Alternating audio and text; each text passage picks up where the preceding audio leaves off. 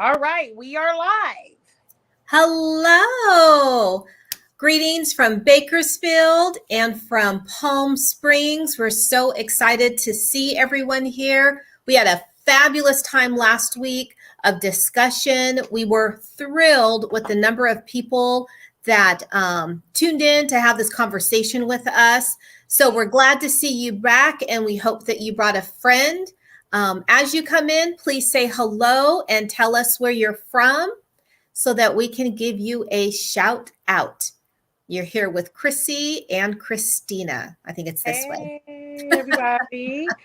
All right, go ahead. We're going to give people opportunity to join. So glad. Last week was amazing. Like my Fabulous. said. And you know what? It's a good time to be tuning in anyway, because we know that heat wave caught y'all. We know it did. So you're sitting there, you in the house, enjoying your cool air, hopefully. Yes. If you're driving, we don't want y'all putting in the chat. Just listen. No. Get it. But you know, you get to enjoy the cool air conditioner if you have it, or the fan. Hey, I'm old school. You know, you might got that fan with that bucket of ice, you know, and that's okay too.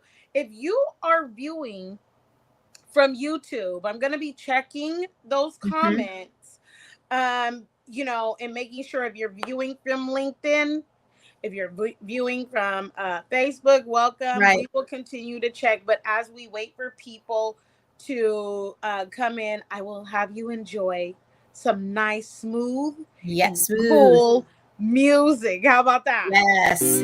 Yes. Can you hear that? I hear it. Got me motivated. Yep.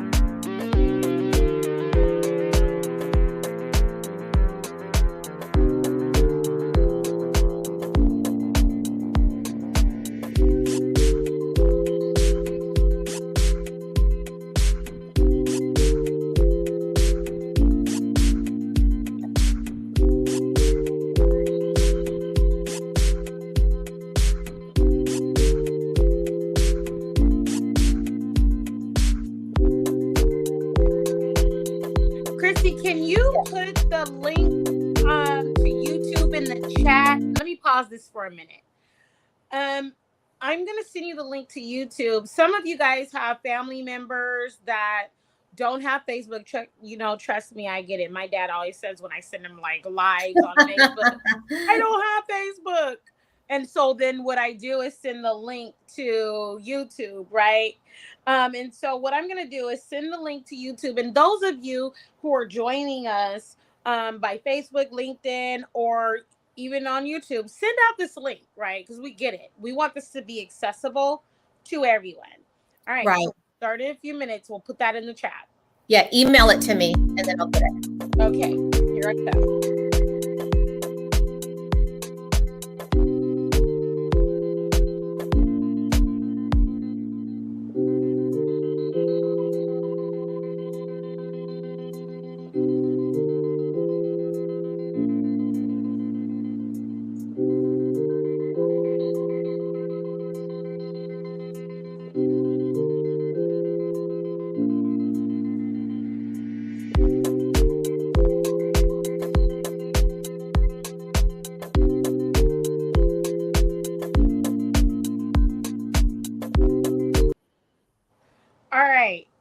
I sent that over, and so we'll put that in the comment field, and we're going to go ahead and get started and ask people join.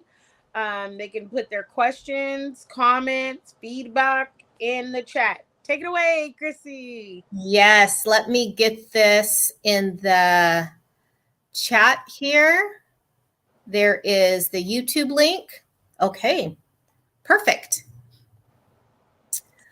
So again, so excited to see everyone here. So let's just do a quick little review. Last week, we learned, Christina? You know, woo, I fixed it. Oh my gosh.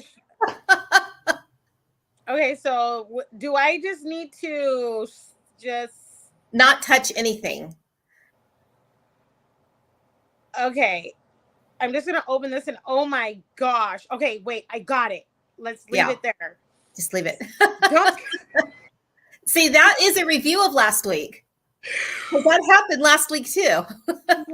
I need tech support in the back to help me through my woes here with touching stuff. So go ahead. I'm That's sorry. funny. Okay. That's hilarious. I'm going to just do a quick review. Last week, we learned about social determinants of health. And those are things in our everyday lives that affect our health. Things like access to healthcare, education, our social surroundings, our social standings, those kind of things. And Christina shared last week 2 resources that discuss all of those social determinants of health at both the U.S. national level and the world level. Now, this week, we're going to learn about and discuss the Constitution and the Bill of Rights and how to exercise those rights. So let's just embark on a little journey and discover the Constitution and Bill of Rights, 2 very important documents that shape our rights and freedoms. So first, the Constitution. That is like a special rule book that guides how our country works. It was created by people that are referred to as the Founding Fathers, who wanted to make a government that was fair and just. And I'm sure Christina will talk later about how well they did that. But that was their so-called intent. It's kind of like the instructions for a really, really important game that we would call democracy. Now, within the Constitution, there's a really super cool part called the Bill of Rights. Think of this as kind of like a set of powerful superhuman hero powers that protect our individual freedoms.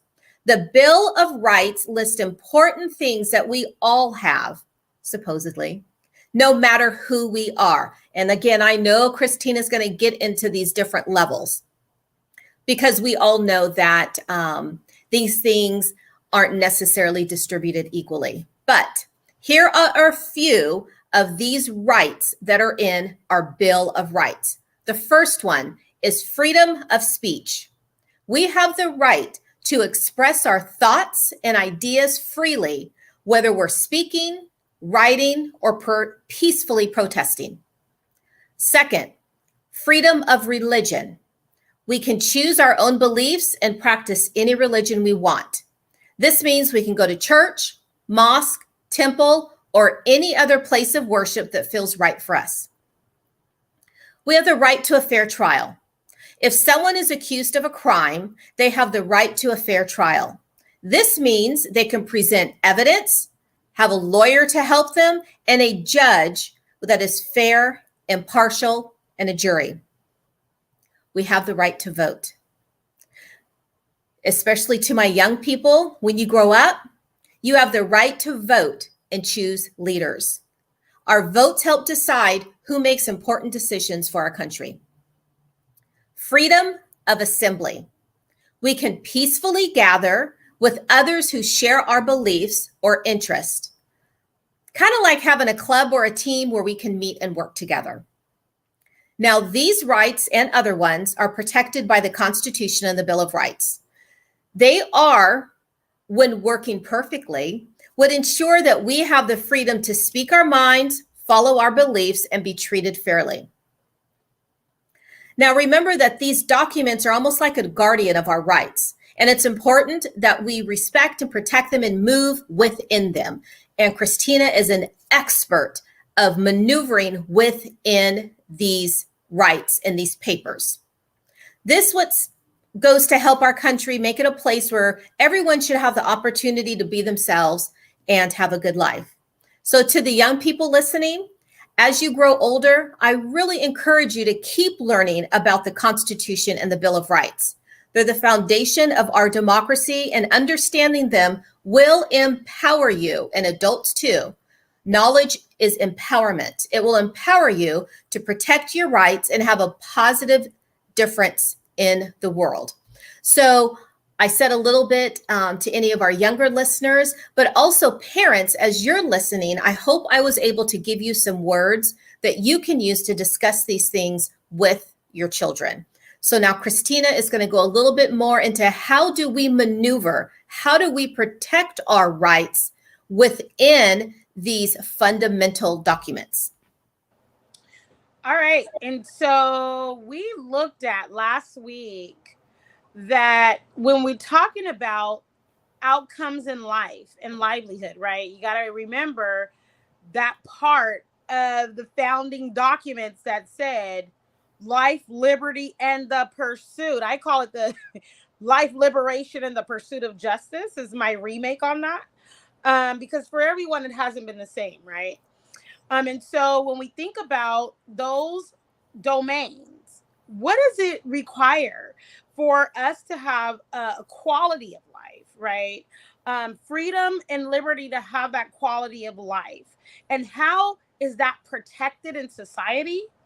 And what is our role and responsibility in making sure that that quality of life is at a high standard? And then engaging with the governance structure to protect our quality of life, right? And those basic fundamental human rights all broken down into what we call the social determinants of health, which talk about the outcomes when you don't protect that kind of stuff or when you don't prioritize that kind of stuff, right? Our life, well-being, and livelihood. And so I'm going to bring up what we discussed. And as you can see, this is an official site that you can go and look at. I always talk about using credible sources of information, okay? Credible sources of information. This is a government website. And talking about government websites, Chrissy, whoa, what a week, right? We saw the Supreme Court flex. Can't deny that. Yeah. And so, and James Madison was one of the founding fathers, okay? And he wrote a Federalist paper number 51, where they discussing these branches of government and their checks and balances. So if you have an opportunity for those of you that are in the house because of the heat wave and want to do some extra research, right? Check out James Madison's Federalist paper number 51 that discusses the way that the Constitution will set up checks and balances in the Federalist system, which just means, we have a constitutional republic, a government governed by a system of federal government, branches of government, and a guiding document, the Constitution, which is the Supremacy Clause, right? So you can look up those things. Federalist Paper 51, what does it say? Well, it talks about checks and balances. And in the branches of government, there are incentives for each branch of government to fiercely guard and protect their own power. Okay. And then if you read Federalist Paper number 10, you'll find out the way that the government was supposed to perceive and deal with factions. Groups of people that rose up to kind of challenge or push back against, the way that government did things. So it will be an interesting read for you guys to do that. And so that brings us to our domains. I had to take a little aside to talk about the way that the Constitution and Bill of Rights even arrived. And now we're at this government site around healthy people because we want y'all to be healthy. And I stopped on purpose on this part because it says evidence-based resources. And I can't stress enough that evidence-based. That means it's been peer reviewed, that lots of people with knowledge and experience came to an agreement on these things. It was not something that was created, isolated in a tunnel. And, I am going to continue to repeat this every single time. You as parents, you as the community, we as the people living through these experiences every day are the most credible source of information when it comes to our experiences and the impact that these things have on us, right? Mm-hmm. Not somebody far off behind a desk that's saying, let's look at Bakersfield, California as a plot point on the map. Right. And, let's just toss some policy and legislation that way and see if it sticks, right? No, you, the people living in the community, as a society of Bakersfield, whatever you want to call yourselves, parents, neighbors, families, faith-based leaders, all of that are a very credible source of information when it comes to your experiences and what you need in your life. Right. We Okay? are the best evidence of our experience. And your children. And I have to Definitely. say that, right? I have to say that. So you have, experts in their field. Okay. Mhm. What more makes you an expert of parenting than being a parent? Right. Okay. I will tell you, Chrissy, and I say this over and over, and I say this to the people. I never thought that having children was going to require for me to be a lawyer, a banker, a legislator, an advocate, a mom, a volunteer, Psychiatrist, psychologist, all nurse. of those things. Right. But quickly having children, you find out that that's necessary. And Right. so that's why we're doing this. Anyway, so if you scroll to the top, and we like to have fun over here, y'all, and you can have fun with us in the comment field. Please, we want to hear from you. Tell us where you're tuning in from, and share your feedback. So as you can see, this is at the Healthy People 2030. You can type it into your Google or Safari, whatever you use, and this will come up, and it will be at a government site, and you'll be able to see this, right? So this is sets data-driven national objectives to improve health and well-being over the next decade. Okay, and so if you can go to that right there. So let's review, right? We talked about the social determinants of health and how they have a major impact on people's health and well-being, right? And let's look at those domains. What are they? So if you look at these domains, you see economic stability is one. You see education access and quality is one. You see healthcare access and the quality, because you can talk about access to healthcare all day, but if you don't have a level of quality in that access to healthcare, then you know what, it doesn't improve outcomes, right? And so we look at inputs and outputs, what goes in and what comes out, right? And when our legal rights and freedoms aren't matching our experiences with those rights and freedoms, we know that there's some marginalization. We know that there's some disparate treatment happening, and we need to look at those systems, those domains, those outcomes, and those inputs and see what is going on, right? So that's what we're taking a look at, and we're talking about the way that that intersects with policy, legislation, and governance structures, i.e., civic literacy. Okay. Right. You know And what so, I find interesting, Christina, I just noticed is the impact transportation has yes. all of these. That is your access. If you don't have transportation to school, to healthcare, to your emotional support. Right. Yeah. And how many people miss appointments because they don't have adequate transportation, Exactly. right? Hey, Bentley Bowl. Oh, Thank you. Arlena. Right, Yeah. Arlena. Hey, Arlena. And Arlena is the founding, one of the founding mom squad folks Yes. who fought hard for Willie J. Frink College We are fighting. Yes. Yes. And so, yes. Hello, Tracy from Nevada. We appreciate you tuning in too. This Yeah. information is helpful. And we got to, continue to share with our neighbor, right? So again, you see neighborhood and environment. It matters. And I'm going to show you why it matters for Bakersfield, and it matters for the nation, and it matters globally, right? And then you have social and community context, but this time we're talking about healthcare access and quality. So if you can click on that domain. Okay.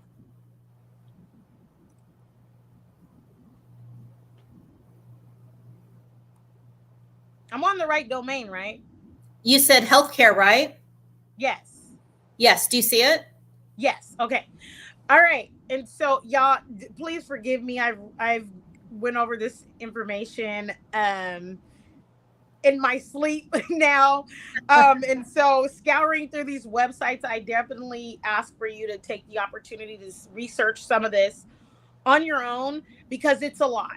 It really is. And I Yes. don't expect for you to get it all in this session. The whole point is to provoke thought and for you to look at this information and find out the decisions that are being made around you, about you, and how you can engage in those processes, right, that are detrimental to your outcomes. So as you can see, many people in the US don't get the health care services they need. Healthy People 2030 focuses on improving health by helping people get timely, high quality healthcare services, right? About 1 in 10 people in the United States don't have health insurance. So you can see some of the pressure in the behind the goals of having universal health care written right here. And this ain't brand new. So it didn't just show up with the new president, right? Like this has been around for some time, Right. and I'm going to show you why, and I'm going to show you how it's been around. So I don't want you guys to think like, oh, there's a campaign around healthcare. What's going on? Well, I mean, there has been since Healthy People 2020, Healthy People 2010, right? And looking at those outcomes is important for the next set of upcoming goals and how we're making progress and how we're not making progress or stagnant or regressing. So I want you guys to understand that.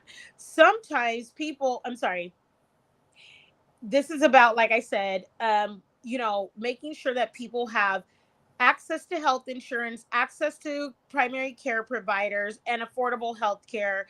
Medications is huge, especially for some of our seniors that are on Social Security. And I was literally in the store. Hi, thank you for tuning in, Terry. Hi, Terry. From That's my Bakersfield. friend. Yes. All right. I heard a couple saying, I'm not going to buy this medication. We don't have enough. Unless you want to eat dog or cat food. And I asked the question because that's enough to get your attention, right? And I'm not here to, perpetuate suffering, but these are real experiences, right? Mm-hmm. And the older couple said, we have eaten canned cat food or dog food. We know which ones to get in order to be able to buy our medication. That ought not be, right? Especially in California, 5th largest GDP in the world. Okay. Right. So let's talk about that. And then, there was an occasion where I stopped to talk to some people that were homeless. And they told me, we have an income. We do. I'm a veteran. She's on Social Security. We can't afford the rent here. Enough. Right. So we use tents and dole out our monies to make it for a month. And so when we talk about how serious this is and how many people are one paycheck away from that same condition, let's be honest, right? We have to have the tools to advocate with. And this information gives you the ability to understand conditions, to understand what all is involved, and to then effectively advocate. Because you know what? You don't want to wait until you're the one. You want to know and advocate for the upbringing or the uprise of the community in advance. Okay. So if Chrissy, if you can go there and we can talk about these related objectives. I'm sorry, really quick before we do that. On the side, you see these objectives and their status, right? And so it's going to show you the targets, right? But then it's going to be honest about making the assessment as we go through the report quickly, where we're at in that. And so if you see number 4, the target is met or exceeded. This reminds me of CASP data, right? Yes. Looks like a dashboard. Yes. The California School Dashboard and Assessments, if y'all read that and review it about student data, which I highly recommend you do, you'll see similar statuses, right? You see that other one, improving, right? And then you see getting worse even, right? Developmental stages, research stages. Okay. So can you go down to the related objectives around health? Okay.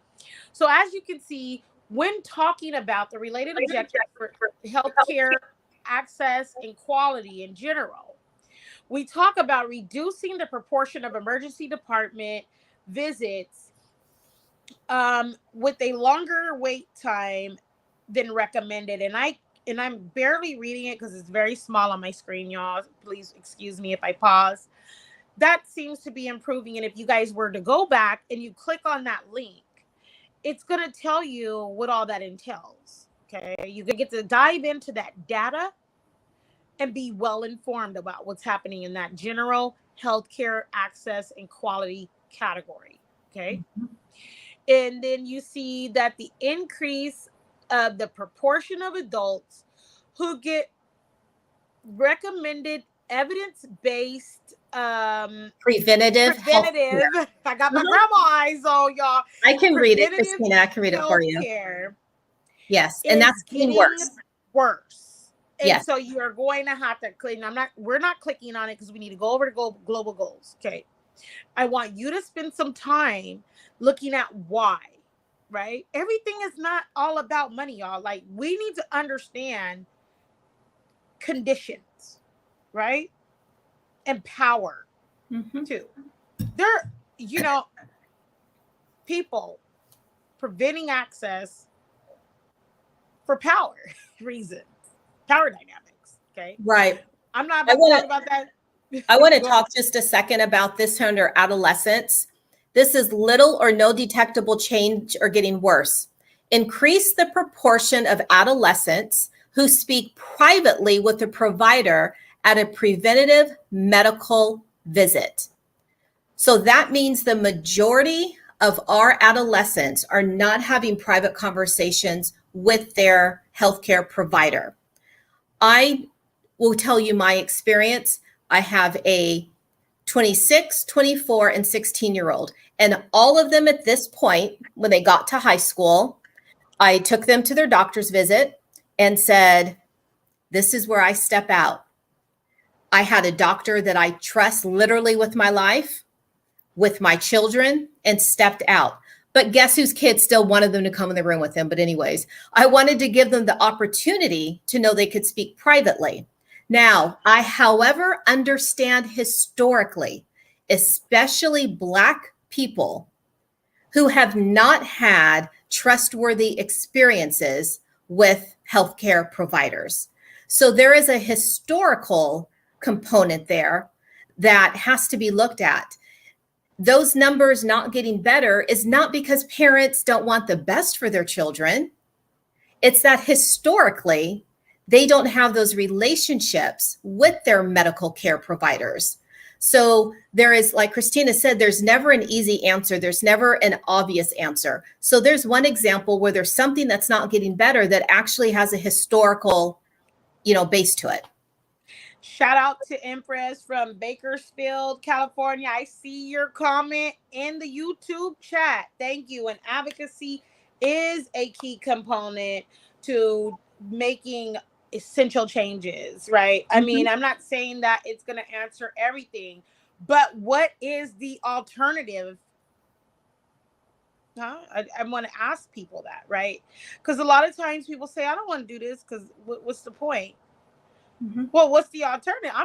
I, for one, I'm just going to speak for my I statement because I know a lot of us learned how to do that. That's okay. I feel I ain't finna let nobody just oppress me and get away with it. Okay. So I am going to advocate and pursue justice by any means necessary. And just because me and you might not agree on the strategies and tactics of the way that I do that, I'm going to do what I got to do for my children and my household. Now, once I have those things secured, right, then I can go out and fortify other people and help other people to advocate like I'm doing now, right? Right. And so we got to understand that advocacy, self-advocacy, your household, then you can move out and say, you know what? I learned how to master this particular area. I'm going to go out and share this information or teach it to other people.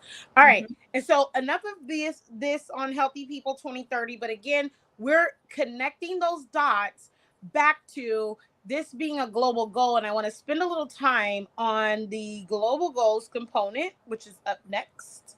Okay. And I want y'all to go back and do, more within those determinants of health, looking at the inputs. Why are things getting worse, right? How are we able to improve in some areas and not become just oppressed in our healthcare and well-being? Asthma is on there, diabetes is on there, allergies is on there. All of those things are part of the objectives and goals in the framework. So go and check those out. All right.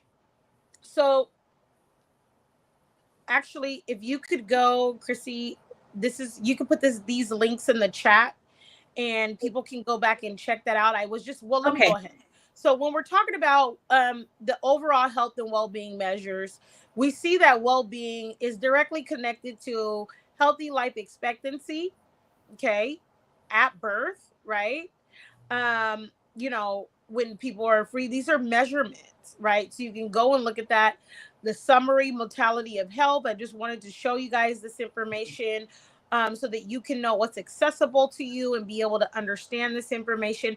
Healthy life expectancy. Again, there are some PDFs on the side you can download. I've looked through all of this stuff. I just wanted to show you what it looks like to navigate some of these categories and understand what it is that you're looking at and how that equates to decision-making processes. Okay. Right? These things don't just arrive on their own.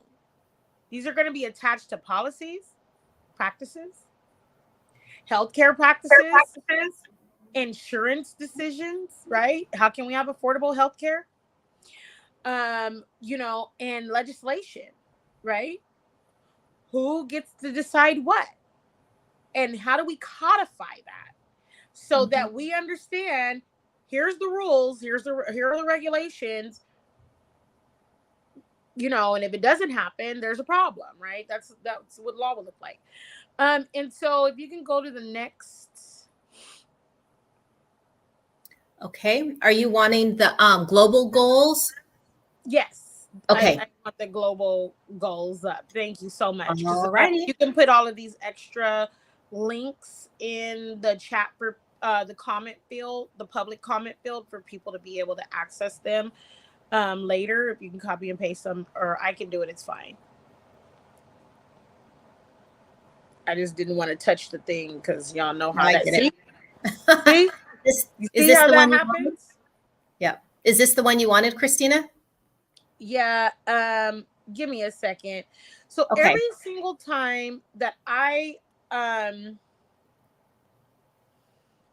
know what to do about this.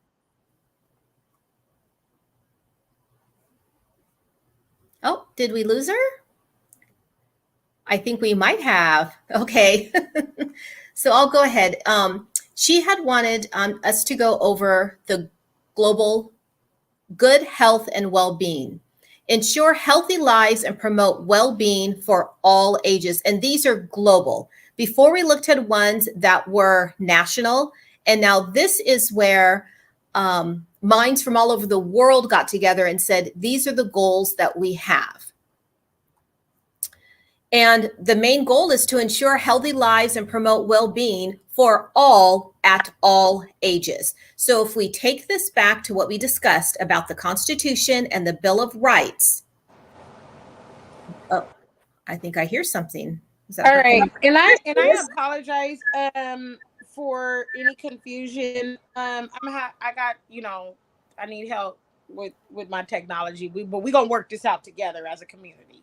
We will. Y'all gonna bear with me on this. Okay. So anyway, if you look at the domain of healthy lives and promoting health and well-being for all ages, right? They even talk about maternal health, which we know is a huge thing. Yes. We even talk about healthy babies, right? I remember when I was having my children, they called it SIDS, like sudden death syndrome. Yes. And they were really good about warning us about what that looks like, right? Put them to sleep on their back. Right. All of those things. Right. And so we have to understand that in a codified society, everything's going to be codified, meaning in writing or through some type of text, some type of, written language, right? You can't pick up the phone and do all of these codified things. So you have to be able to navigate and know where they're at, right? So looking at what I heard Chrissy do in that review, the Bill of Rights, founding fathers, James Madison, Federalist Paper 51, about checks and balances and the creation of the constitutional, republic, as some would call it, right? And the Constitution as a supremacy clause, right? Having a system of federalism, right? With branches of government and state sovereignty, all of that, right? All of that makes the society codified. Right. Okay. They didn't just talk about Federalist Paper 51. It's written. Supreme Court decisions are written. Okay. Christina, you say the word codify. We may have some friends that don't maybe understand that in this context. Do you want to just give a quick definition of that? Codified is arranged laws or rules into a systemic code. Okay. And so when we talk about codified, I know that some people use that in the sense of technology. But prior to technology, using the word code and codified, code was laws, rules, regulations written and in text, systemically organized, right? The Bill of Rights, the Constitution. Okay. We look at, arranged, the way that they're arranged. We look at even the way that then you look at states' compiled laws, what we call a system of compiled laws. California has an education code, a system of compiled laws about education, public, welfare code, a system of compiled laws, in ordered laws about health, safety, and public welfare, right? We have criminal codes, right? Civil codes, right? And so, and all of these have an element of agreed upon. Some of them, I want to say that no, we don't have to agree upon all of them, right? Because, it depends on the powers, right? Like, executive power. Right. And that's why then the people say, whoa, wait a minute. We didn't that agree checks on and balance. That. We didn't agree on that. And so that's when we begin to advocate and fight back. But we can't do that without being well informed. Right. Because oddly enough, within those codes is what gives us the rights to protest against the codes. And so on its face, okay, and let's talk about that. On their face, we think of the amendments in the Bill of Rights to be exactly the way they're read, okay? To be exactly the way they're read. Not considering the Supreme Court's decisions that have decided the way to interpret those rights, okay? And then when you have some extra time, I want people to take an opportunity to look at civil rights versus civil liberties. I want you guys to understand that. Civil rights versus civil liberties, right? So you often hear those terms used interchangeably. However, that doesn't mean that they necessarily mean the same thing. Okay. Right. And so, understanding the Bill of Rights is one thing. Reading through the Bill of Rights take you about 30 minutes. Let me just go. But understanding the way that it's defined and your rights are defined and interpreted, and decisions that have been made through courts about your rights. Okay. Let's give freedom of speech an example. Like, if you look at, and you can bring this up, the freedom of speech, the right to freedom of speech that is guaranteed under the California Constitution, you'll see a little bit extra than language than what you see in the Bill of Rights. Right. Okay, right? And so we have to consider that. And then when you see the Bill of Rights says that, I have the ability to form a militia. Let's just go out. Right. The Black Panthers figured out quick that didn't apply to It them. did not include them. Exactly. And so I come from a tradition of explaining it that way. And again, we're looking at this balance of, do our rights equate our legal rights and our legal freedoms equate to or match our experience with our rights and freedoms? And they don't. So let's be honest about where we're at. Right. And let's be honest about why we need to be legal literate and civically literate. Okay, exactly. Civic literate. Okay, and for generations, this information, as a matter of fact, has been withheld from whole demographics of people, or either weaponized against. Okay, and we can have that discussion another day. I wanted to make sure that everybody had the links and we can go on to the next one. But I did want to say that you can't look at the Bill of Rights prima facie. I might be saying that wrong because I don't speak Latin in that way. I know what the terms mean. You can't just look at it from the first impression or the way that it just looks on its face, right? You do have to understand that decisions have been made that define and interpret and set precedent rules for how they're going to operate in practice. So we need to look at the policies behind some things too. That's a longer conversation. Anyway, so here we have global goals.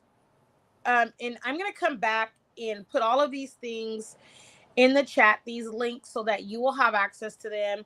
I don't want to click another button because y'all will lose me again, and I don't want to do that.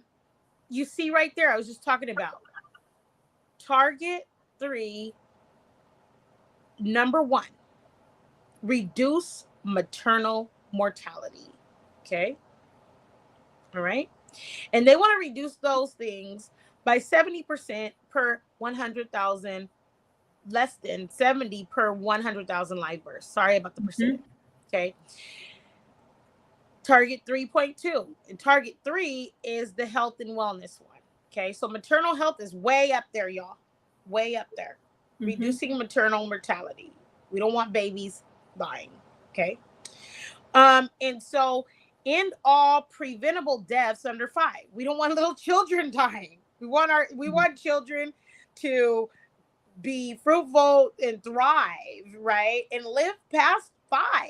I mean, who wouldn't want that, right? That's a global goal. Okay. Hi, Felicia from Las Vegas. Thanks for joining. 3.3, fighting communicable diseases. So there are diseases, epidemics, things like AIDS, tuberculosis, malaria, and neglected tropical diseases, and hepatitis, waterborne diseases. Right. I don't know if y'all know that people still got messed up water in 2023. In the United States, even. In the United States. So the United States is a part of the 17 leaders as a part of the global goals. Last time I checked, unless they pulled out, we make decisions by the day, apparently, in this nation. So I'm just telling you what I know. All right. Reduce mortality from non-communicable diseases and promote mental health. Like, how often do you heard that over the course of the last 2.5 years, right? Mental health. Now you see where these goals are established at. I showed you Healthy People 2030. I showed you global goals. Okay. Prevent and treat substance abuse. How big is that? We saw the opioid crisis ravage communities. Okay. It says, and the harmful use of alcohol is including alcohol in this substance abuse. And, I can say clearly these goals weren't in place when other so-called epidemics took place. But we're talking about healthy people, 2030, and global goals. Okay. Right. Reduce road injuries and deaths. I want you to think about how many commercials even have you seen about driving safely? How many billboards have you seen and messaging have you seen about road injuries and death? And I want you to align it to the fact that there's a goal and an objective that's codified. Okay. An interesting side, Christina, is that Bakersfield is the most dangerous city in the United States for pedestrians. And we're getting to that next. Oh my goodness. Sorry for jumping ahead. That's all good. I want people to be ready because it might hit them and like, whoa. All right. Yeah. And so universal access, and you see that to family planning, education, reproductive care. Okay. All of these things are target areas that are being pursued by 2030 that have a framework, that have objectives, that are codified, funded, and being pursued globally, nationally, and statewide. Okay. And none of you didn't live in a codified society governed by rules and structures. All right. And so if you could go to the next one, and we're going to give the people opportunity to look this stuff up. Like I said, I'm going to come back around. I really wish I had more time to go through all of these things, but I mean, that's your homework assignment.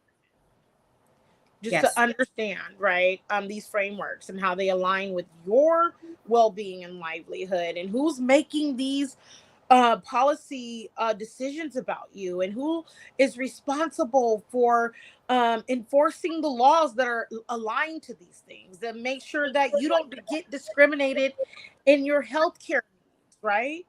All of those things are important. Okay. Is this the one you wanted, Christina? Diversity Data Kids Child Opportunity Index 2.0. So if you look at the diversitydatakids.org Child Opportunity Index 2.0, you will find some interesting data about the town you live in. Okay. Right. And I use this terminology. If we can't ask how are the children, and everybody say, oh, the children are well, then our society's moral compass is off.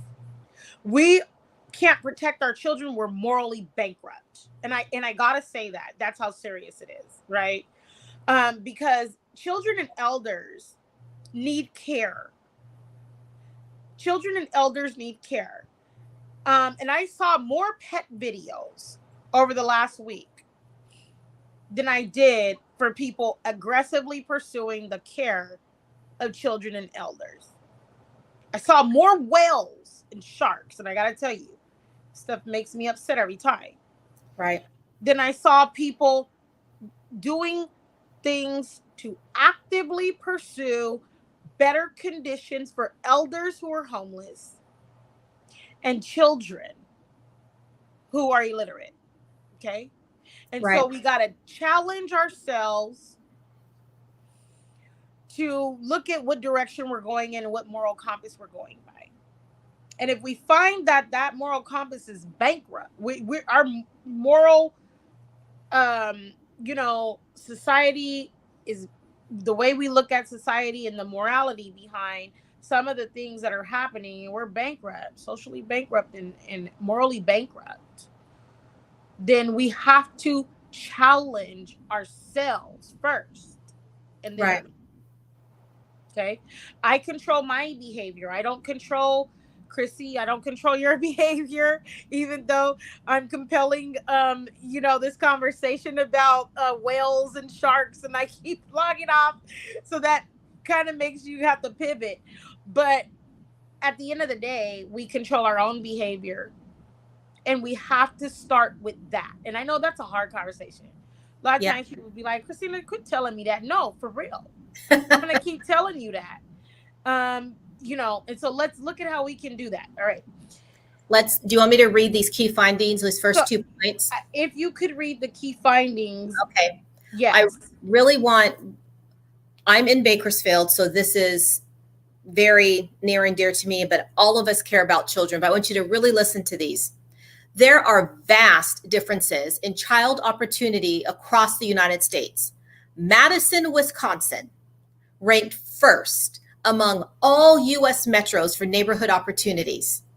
Virtually no children of any race live in very low opportunity neighborhoods there. Bakersfield, California, ranked last of all U.S. metros for the opportunities that it affords children. 51% of children in Bakersfield, California live in very low opportunity neighborhoods. That stings. So this is why I did it in this progression, because I want to leave you guys, and I know y'all think I'm telling you what to do. I'm here with you in this, okay? This information has been out for 3 years or more, okay? And so when you hear me say that Bakersfield was ranked the worst place to work, live, breathe, and go to school, I want you to see where people are getting this information from. Mm-hmm. And how they are determining these facts about you. And what domains are they looking at? Are they looking at health? Yeah. Mm-hmm. Are they looking at education? Yeah. Are they looking at housing? Yes. Are they looking at all of those social determinants of health and outcomes? Absolutely. Okay. And so we're going to share this with you so you can go and look at those things and disaggregate it further. But I just wanted to show you exactly what I was talking about, because I know you've heard me say that. I know that some of you have heard me publicly say certain things about your town, right? I talk about Nevada a lot. This is real, y'all. Okay. I talk about Fresno a lot because it's the second worst place to live, only 1 point behind. It was ranked the second worst place to live, work, and go to school. And what that equates to is not just fixing potholes in the street. Right. I know some people like, oh, well, it's ranked the worst. Let's fix the potholes and the street lights and make it beautiful, beautify the city. Nah, it's deeper than that. And so if we can go to the next link. Yes. Okay. I will get there.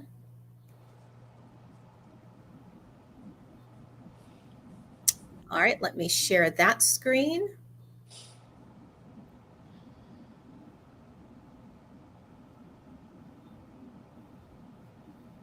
The webinar one? Yes, I want people to have the opportunity to see that as they navigate through this site, which is still up, you will learn more about the index, right? It will be able to tell you, there's a video you can watch right there to learn more about the index. What is disaggregated? What are they talking about? And, how does that pertain to your city? Okay, so if you go down a little bit, okay, there's the webinar. Okay, the webinar is about 25 minutes. Yeah. I watched it again today, right?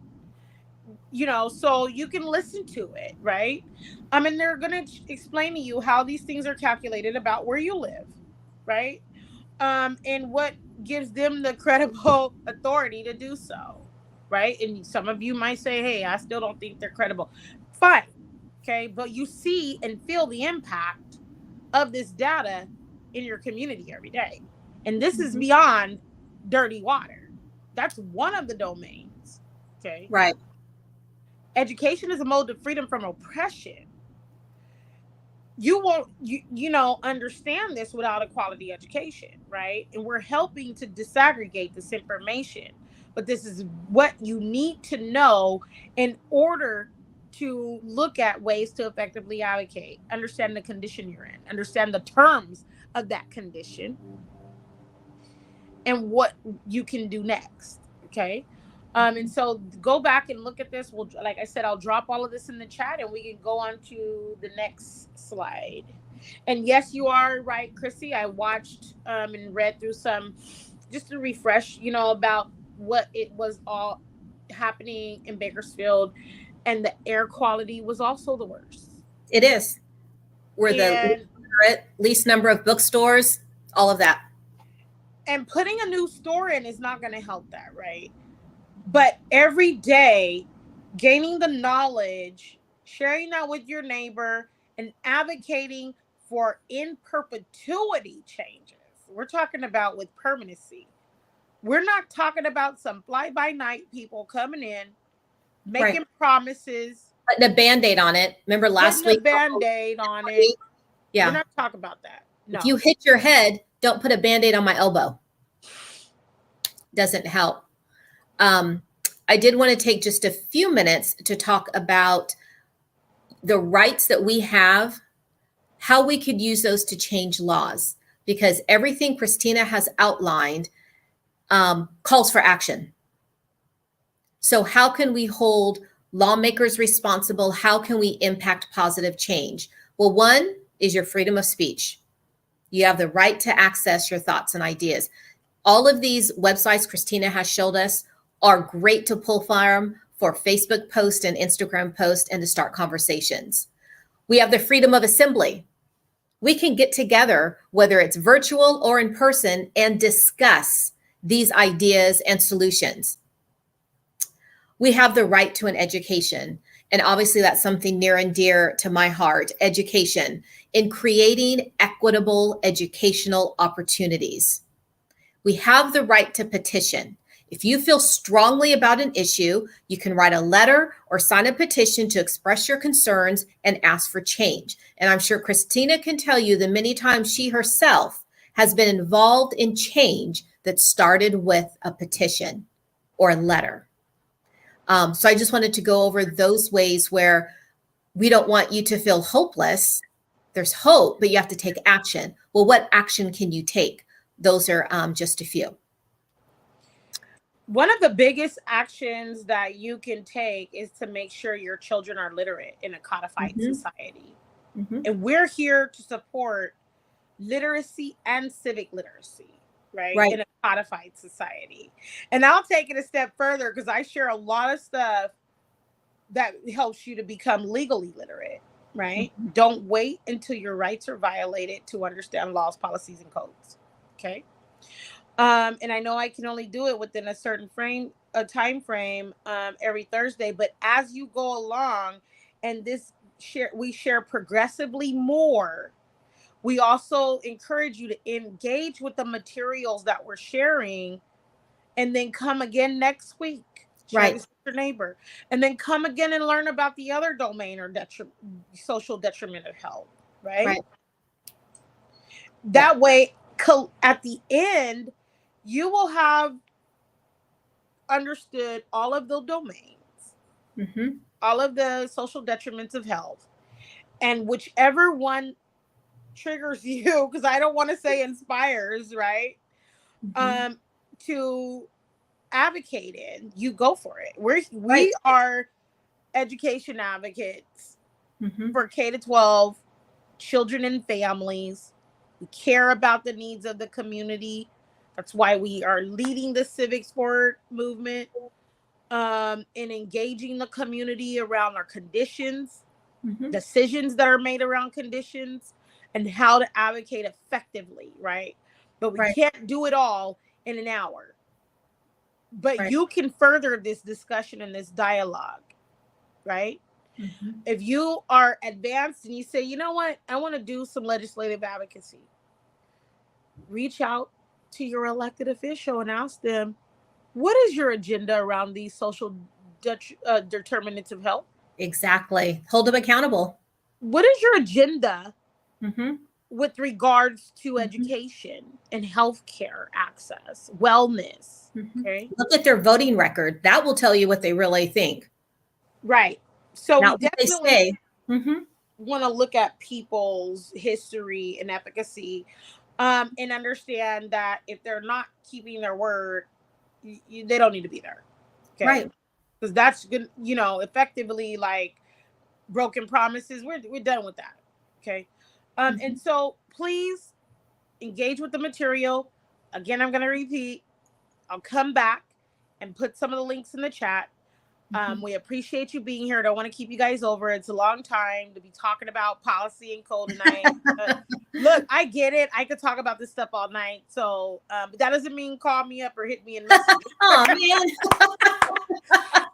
Listen, it's 7:30. I'm going to eat dinner. And so I appreciate you all being here. Thank you so much for this timely conversation. Reach out to us. Okay? Yes. As you can see at the bottom, there's information scrolling down there. Okay. Right. After we finish this leading civics forward, 6 weeks that we had already planned out around the social determinants of health, tell us what else you need. Right. I'm here for it. If that's understanding civil rights, if that's understanding the difference between civil rights and civil liberties, we want you to know, right? We don't want these things for you to either concede your rights. Definitely. Or for them to be violated. And so we want to inform you. Okay, reach out to us. Power, who has it? And for whose benefit is it had? And at whose expense? And if you're always expendable, you need to get civic literate and legal literate and understand what's happening to you. Thank you for joining us. Yes, thank you. Next week is government and public policy. So that's going to be exciting.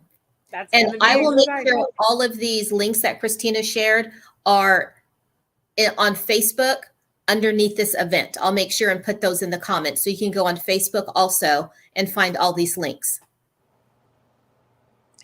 All right. We'll see you again next week. Same time, same place. Be well. Peace and blessings to you all in your households. Take care. Goodbye. Yes. Bye-bye.